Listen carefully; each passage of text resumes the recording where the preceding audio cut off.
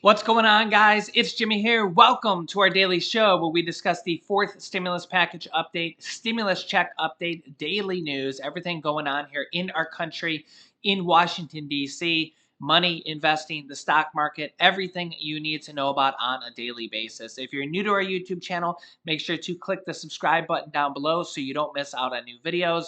New videos come out here every day at 10 a.m., 3 p.m., and 8 p.m. Eastern Standard Time. It's completely free to subscribe. And don't forget to hit the like button for us down below. It really helps out our channel. Thank you. You guys are amazing. We got a lot to talk about here today, so let's jump right in. Also, stay all the way to the end for a special guest appearance. Okay, first up, a federal judge in Texas has now blocked Biden's vaccine mandate for federal workers. This is brand new. This is today. This is not what happened with the Supreme Court. This is for federal workers. This is very, very different because this affects government workers now. And this is the first time this has happened now, just today. You can see here a federal judge in Texas on Friday blocked President Biden's mandate for federal workers to be vaccinated against the virus in the latest blow to the White House's vaccination efforts. Judge Jeffrey Brown, who was appointed by former President Donald Trump, wrote that the order exceeded the president's authority. The case is about, quote, whether the president can, with the stroke of a pen and without the input of Congress, require millions of federal employees to undergo a medical procedure as a condition of their employment, the judge wrote. Yeah, very, very interesting here. And this is kind of what the Supreme Court just decided on here just a few days ago, but differently. This is a different matter. Yeah, as you can see here, the order comes after the Supreme Court earlier this month blocked Biden's mandate that employees at businesses with 100 or more workers get vaccinated or regularly tested. That was blocked by the Supreme Court in a vote 6-3. All 6 Republican judges voted against that, and all 3 Democrat judges voted to uphold it, and thus it was stricken down while upholding the vaccination mandate for healthcare workers. So the Supreme Court ruled on 2 different mandates there. The second mandate that the Supreme Court ruled on was actually upheld. 2 of the Republican judges sided with the 3 Democrat judges, so they got 5 votes, and in 5-4, that vote was upheld for the vaccine requirements for healthcare workers. So healthcare workers are required to get the vaccine. So the Supreme Court upheld one vaccine mandate, and one vaccine mandate they struck down for basically all other workers at jobs. But remember that each employer, each business can decide to require them on their own at each individual business. So each individual business can decide whether or not they want to have them at an individual workplace. So Walmart, Amazon, CVS, any of those businesses, they can individually decide as a workplace requirement that they can or they want to have it or not have it individually. Each business can decide that on their own. Yeah, and you can see here, this is where it gets interesting. The federal government's power to mandate vaccination for its own employees is thought to be a stronger legal footing. Though Friday's ruling underscores the ongoing nature of the dispute, this might have to go to the Supreme Court as well, but this is a stronger argument here. You can see here this argument, quote, I'm sorry, but this is just insane, said Steve Vladek, a law professor at the University of Texas. He wrote on Twitter, quote, the federal government lacks the power to require its own employees to be vaccinated. Remember that businesses can decide whether or not they want to choose to, as a workplace requirement, choose their employees whether or not they need to be vaccinated or not. And technically, the federal government is the employer of these employees. Judge Brown pointed to the interest in maintaining the liberty of individuals to make intensely personal decisions according to their own convictions. Republicans have mounted a major legal campaign against Biden's vaccine mandates and have denounced them for infringing on people's personal choices. So, this may go to the Supreme Court as well. But if I'm just guessing here, I would guess that the Supreme Court would uphold this one. Remember, if they upheld the one for healthcare workers, my guess is they would probably uphold this one because the federal government is the employer, and employers have the right to choose whether or not they want to enforce this. And remember, people also have the right to choose whether or not they want to quit instead of get the vaccine and go work somewhere else. So that's kind of where the right to choose whether or not they want to do this. People aren't physically forced to get the vaccine. They could just quit and go work someplace else that doesn't force you to get it, kind of based on this new Supreme Court ruling. So that's kind of where the right to choose has kind of now taken precedence. So let me know your thoughts here down below in the comments. We're probably going to see a lot more legal battles here going forward. This is kind of what 2021 and 2022, one of the most major legal battles going on here in the U.S., and I expect there'll probably be several more. Meanwhile, weekly jobless claims rose sharply here to 286,000 amid the Omicron surge. And they were up 55,000 compared to just the week before. So a very sharp increase. And I'm actually surprised that it's not even a lot more because we see headlines like this. There's 8.8 million Americans out of work right now.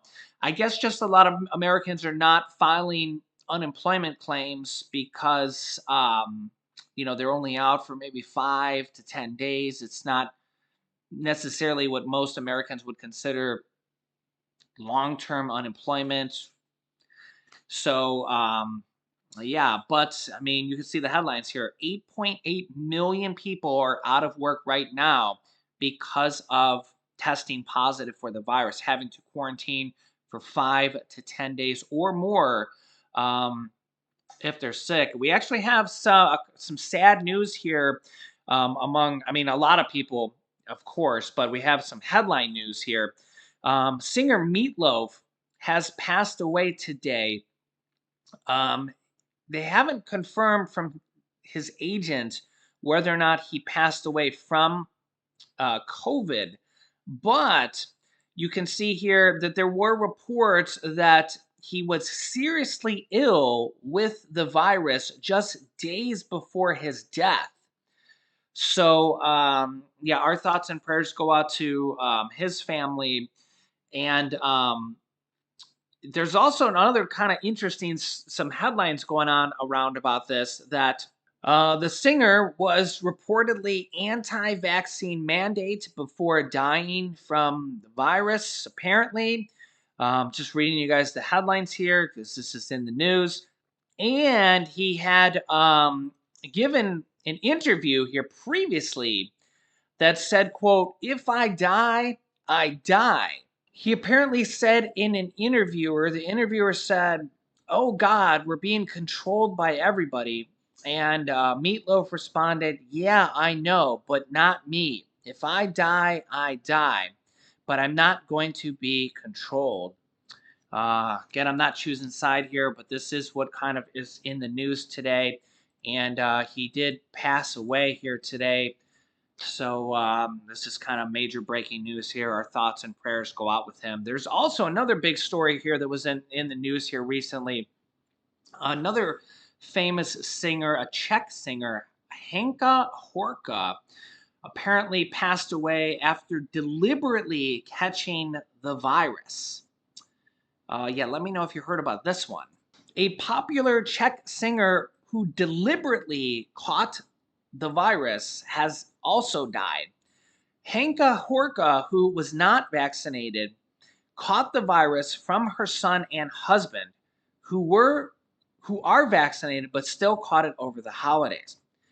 The 57-year-old purposely did not stay away from them and exposed herself to the virus, which she caught. And she had posted on social media that she had recovered from the virus, but 2 days later, her son told BBC News that she had passed away. The reason for this is in the Czech Republic, many public places like theaters and bars require either proof of vaccination or proof of recovery from a recent infection, according to BBC News. I don't know how they prove that, somebody had it and had a recovery. But nonetheless, Rek said his mother got infected on purpose when he and his father had the virus so that she could get a recovery pass to access certain venues. After she thought she had recovered, now there will be theater, sauna, and a concert. But soon after, she was getting dressed for a walk and felt her back hurting, and she went to lay down, and about 10 minutes, it was all over. She apparently choked to death. Yeah, so our thoughts and prayers go out to anybody dealing with this virus right now. It's still 700, 800,000 people on average per day right now dealing with this virus. And everybody be safe out there. And, my thoughts and prayers go out to anybody dealing with it. I see comments, hundreds of comments every single day of people that, their family are dealing with this. And, my thoughts and prayers go out to everybody. Okay, next up here is the DNC chairman, the Democratic National Committee chairman, on what's next for the Build Back Better agenda. Remember, the Democrats are trying to pass the Build Back Better agenda by themselves. And here is some of the kind of plans on what's next for this next stimulus package. It's good to see you. Look, we just saw those poll numbers that Steve talked about, 38% approving of the president's handling of the economy. And look, credit where credit is due, low unemployment, higher wages. The president can talk about all those things, but if people keep going to the gas pump, if people keep going into the grocery store, Procter & Gamble just said in the last 24 hours, we're going to raise prices again. People need laundry detergent. These are not luxuries. How do you go out and make your case to the American people when they just see their prices going up, up, up?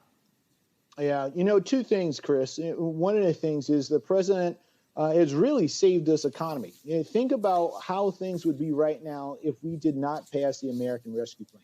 The reason why schools are open right now is because Democrats, under the leadership of Joe Biden, put money back into those schools without any Republican support. Same thing with many of our hospitals and our cities who desperately needed resources. We were able to stabilize the economy and even grow and add more jobs to the economy because of the investments made in the American Rescue Plan. But the president also said the other day that we got to go out and sell these accomplishments. Think about all of the things that we have been able to do. We know that COVID is still the wet blanket that is really not only here in America, but all over the globe, that is really holding down us starting back and getting back to normalcy. But this administration is doubling down on that, and they're stressing the urgency for folks to get vaccinated and boosted. If more people could do that, then we can get back to normal quicker.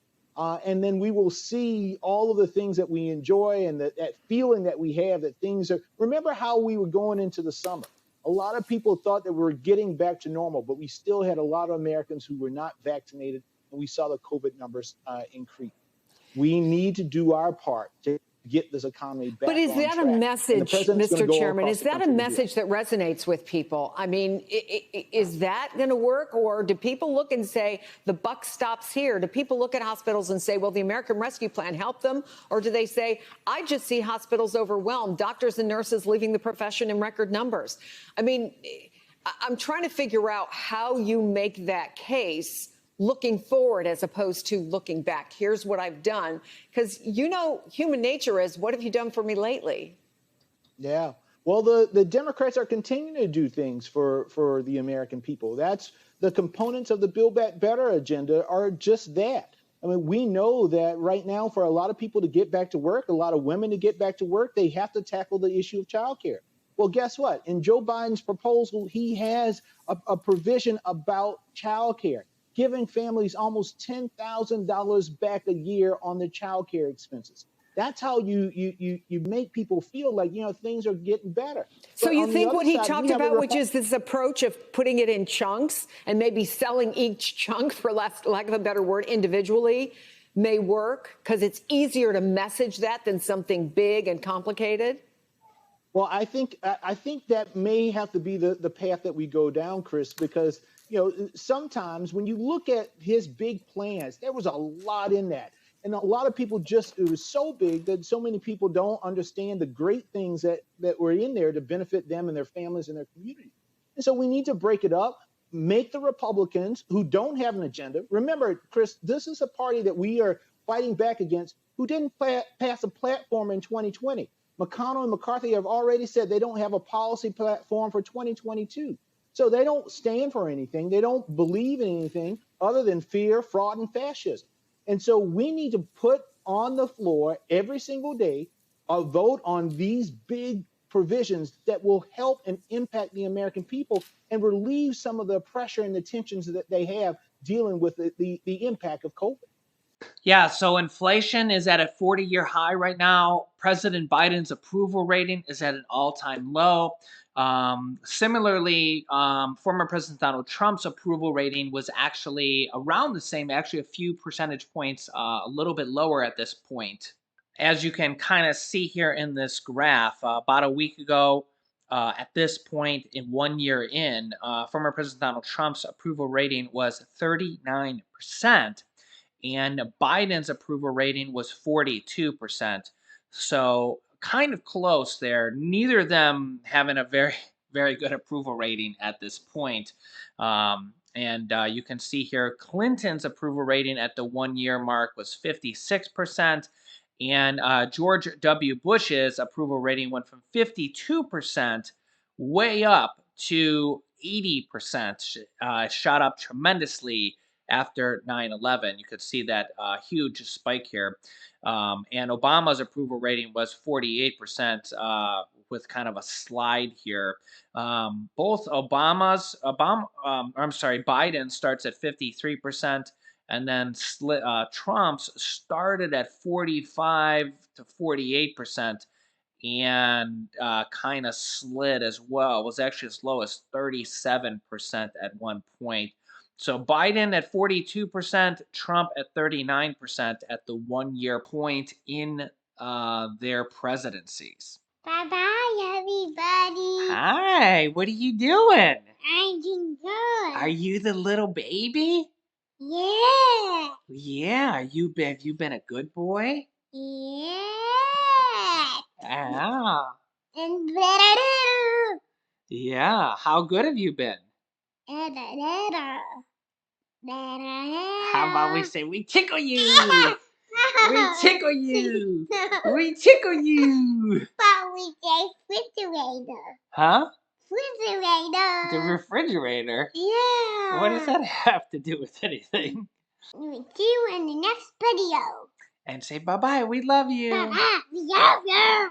And click here to watch our newest video next. Thanks, guys. And we will see you in the next video. Click here to next poop poop.